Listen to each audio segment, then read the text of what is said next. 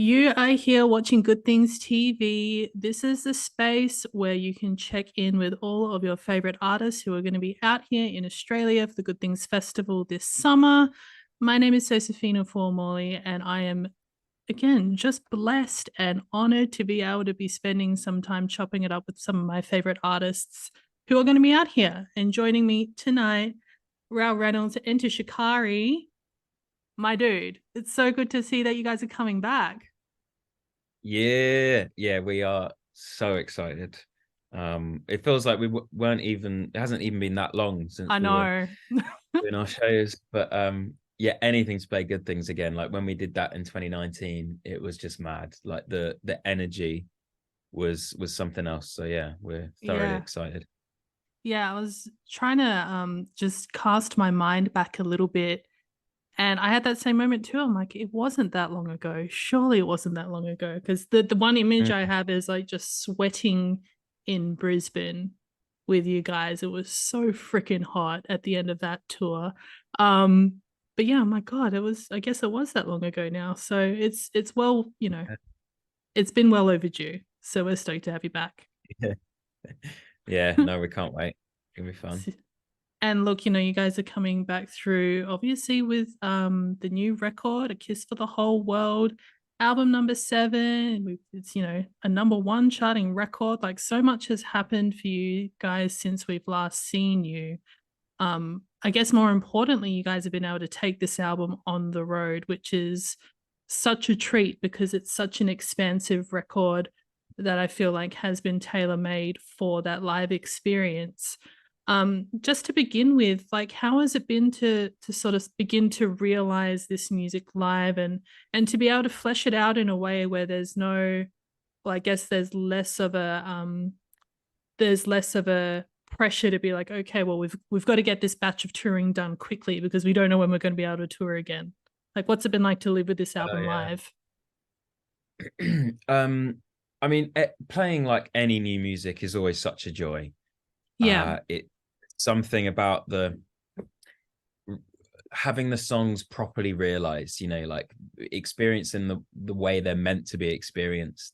I always say that I don't think a song truly finds its final form until you play it live for the first time. Even if when it's once it's fully recorded and mastered and it's out, like that's still not its final form. It needs to be yeah, like experienced live, because you sort of learn so much more about the song as well, which is always I always find it sort of slightly almost sad, really, that we don't, like, these days you hardly ever play a song live before you record it, sure. because you can sort of discover a lot about it. But yeah, I mean, all like 4 of the tracks that we've been playing with the singles, basically the ones we released before the album, um, have been going down so well, and it's so great to see the venom and passion in people's eyes when they're singing the lyrics back and stuff. Like, that stuff is, it just never gets less thrilling, Yeah, when it's music, especially. So yeah, it's been going down really well. um there's like a couple of moments in a couple of the songs where I just like completely lose myself, and yeah, I don't even know if they're going down well. Like, for instance, Bloodshot at the moment, like the sort of more dance sections, like they just take me to another planet. So yeah, it's been a lot of fun playing them live. And yeah. yeah, as you said, it's a relief as well, just to be not be worrying about having shows cancelled and stuff like that. Well, um well, even just, yeah. the way that the set lists have been coming together, there's such a, the Enter Shikari catalog is so diverse and it's so expansive now. There's so much to choose from. So it's always fascinating to me when um you can tell that a band has really kicked into this like upper echelon of energy that maybe they're even surprised with, because it really comes across in how they're even performing some of the older material, just because they're so much Mm. more enthused by what they're doing. Like, do you find that the dynamic between you and the other band members has significantly shifted now that you're starting to introduce more of the new stuff into the set? Yeah. Yeah, it is like an injection of don't know what it is. It's almost like an injection of youth. You know, Yeah. you just feel a bit more sprightly. There's a bit more of a spring in your step when you're adding new stuff to the set list, and also it gives the whole thing a bit of an edge. It like keeps you Yeah. on your toes. It's much more likely for like you to make a mistake, or for something to go wrong, or for me to forget lyrics, which happens all the bloody time. And that sort of gives it an extra like tension. Yeah. And I think a lot of the time, it's I find that we're chasing. Well, no, not maybe not chasing, because it's not that conscious, but like I like it when there is a little element of danger to the set, you know, Yeah. be that because we're playing new music, or be that because it's like there's so much just like energy and passion in the air. I think it makes it more of like a interesting experience, and an experience you don't really get in any other walk of No. life. Like even if you just take like stage diving or something, like the excuse to run and jump onto a group of strangers. You don't get that anywhere else No. in life. It's that No. little slight element of danger, but like the It's element of danger is like, contained as well. yeah, it's like Yeah. cocooned by that sense of community, that sense of like togetherness. You know, everyone's there to have a good time and forget all the division Mm. outside the venue and everything. So yeah, it's wonderful to be able to like create all of that, and you know, create that scenario. Yeah, for sure. I think this sort of feeling of tension and this almost like kinetic energy that we're referring to with like the Enter Shikari live show, as it's always been, and probably even more so as it is now, is that sense of it's like an alchemy or a chemistry that you can feel on this record too. I feel like I've probably said it to you the last time we spoke. You know, there's such a sweet emotional journey that a listener will go on when they're listening to this album, that you can really feel that um not that there was a feeling of shit, there's something to lose if this album doesn't go right, or if this album doesn't feel right, then there's something seriously wrong. But there's that urgency behind this collection of music where it's just like, this has to work because we are kind of on the cusp of something really new as a band. And to hear that pay off on the record was really cool. But also just to hear you talk about how it's starting to pay off in the live space is even better, because it's like reinforming what's on the record, if that makes sense. Yeah, yeah, it gives us yeah, like a sense of like we did the right thing. I don't know, but not Yeah, not yeah. it's really.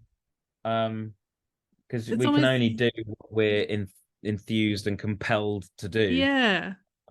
But yeah, Com- when people receive it well, it makes you yeah, feel a bit more whole with the project. Definitely. It's like the sense of validation that you know you don't need, but when it hits, you're just like, hell yeah, we did that. That was a Yeah, moment that we that fucking helps. accomplished. Yeah. Yeah, exactly, Yeah. exactly.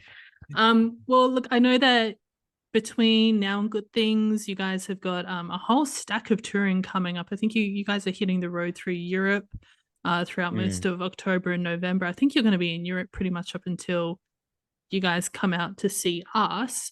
Um, and for Australian fans, you know, Enter Shikari, just they're not just coming out here for 3 dates. They want to stick around for a little bit more. So there are some juicy side shows that are happening. December 4th at the Triffid in Brisbane, and then December 6th at the Liberty Music Hall in Sydney. Two incredible venues that fans will be able to see, like I guess the headline production shine in. You know, the relationship that the band has had with Australian fans over many years now, I feel has only gotten stronger. I missed out on the last headline shows you did, but obviously casting my mind back to the last Good Things tour, it really did feel like there was such a strengthened bond between the band and then the fans. Like, can you tell us a little bit about how you've discovered the band's connection with fans outside of the UK, even just, you know, the love that you've been receiving online since this album's come out, and now, you know, you're looking at international touring again. Like, how would you say that the connection and the relationship has grown? Um, I feel like it's just been a constant thing really throughout our career. Like I consider us very lucky um that we've, for some reason, I'm not entirely sure why, but we've been given like quite a long leash by our audience in terms of everything, but specifically creatively. I think, you know, they allow us to make music that's very broad, that's very varied, and therefore that for us means that we get to make music that is constantly interesting, that's Yeah, constantly on the cusp of our comfort zone. Therefore, the music is incredibly exciting and genuine because it is to us. You know, yeah, yeah, yeah, as it we're should we're be. not just, yeah, we're not kind of recycling anything. Which, you know, with anything, even though I imagine it's hard for someone who isn't in our position, that something can become boring. Anything can become boring if you do it Yeah, often enough. yeah, Um, and we're very lucky that it hasn't become boring because of that long leash that we've been given. So therefore, what that creates is a band that has the ability to be genuine, to be real, and it's so much easier to connect. Or I might be speaking from a position of slight ignorance here, but from my experience, it feels like it will be easier to connect with people when you're being honest. Now, you know, for some bands, if it's an act, if it's like a theatrical thing, sure. I would find that personally quite hard to feel connected to an audience. But that's probably because of my musical upbringing was in like hardcore punk. So for me, the most important thing is that human connection Yeah, aspect. It's that sense of family, that sense of togetherness, unity. That's what my band is kind of built upon. It's like a fundamental thing. So for us then to keep hold of it is just something that we've always been able to do because of that long leash. And then it's just a case of, I don't know, like we have like lots of people that work for us, have always worked for us, you know, like my dad still tour manages us here in like Europe. so good. um, like Chris, our bassist, his dad is like kind of does all like our financial management stuff. um and out from that, you know, our whole touring crew, like the people who do our press, our label and stuff, it's very close knit thing.